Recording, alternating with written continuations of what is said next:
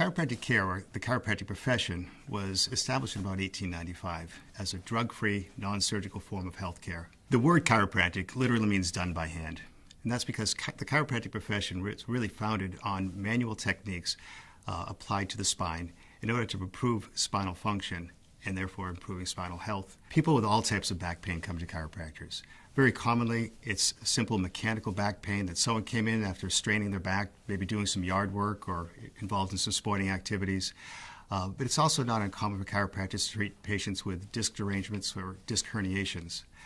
So there's a whole span of different disorders that we might treat. A lot of back pain goes away on its own, but if patients have back pain that lasts for more than a few days, or if they start to develop pain that radiates into the lower extremities, into the buttock, or if they develop any numbness, tingling, or weakness into the extremities, they really should be seen by a chiropractor or other qualified spine care practitioner. The chiropractors provide mostly manual spinal manipulative techniques. That is, we use our hands to adjust the spine or move the spine through its ranges of motion and apply forces to it to improve joint function or optimize joint function.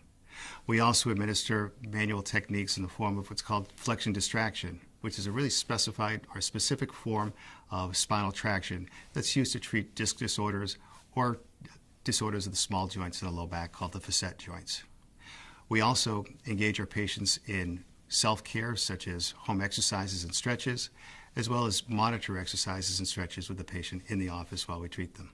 Commonly, patients will be seen for a course of maybe 2 to 4 weeks, sometimes up to 8 weeks for an acute problem. So what can you do to help yourself reduce the risk of low back pain? Number one, stay active. Some cardiovascular exercise, 5 days a week, 20 minutes a day, is a great preventive strategy. Walking is a great preventive strategy. Secondly, be careful with your back when you're sitting. Our backs weren't designed to sit for long periods of time, and it's good to have some support behind your back while you're sitting. If you have to sit for long periods of time, get up periodically. Get up every 30 minutes and move around a little bit. Your back was meant to move. Also, just care for your general diet and fitness level is important as well. If you're going to lift, make sure you bend your knees. Make sure you keep your back straight when lifting. The old statement of, keep a straight back and bend your knees is true. It does take strain off your lower back. Chiropractic over the last couple of decades has become much more integrated into the traditional healthcare system. Chiropractic care at Brigham and Women's Hospital is offered at the Osher Clinical Center. It's an integrative care center.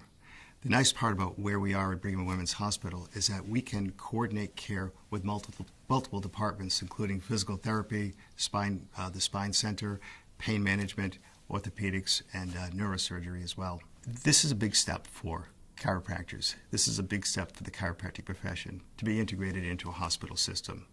There are very few hospital systems in the United States that integrate chiropractic care.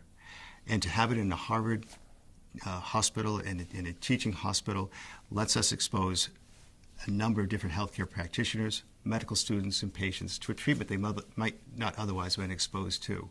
And the key is that this is about the patient, and integrative care is about the patient. Our clinic is about the patient, and we've really been able to coordinate the care for our patients in the best way possible.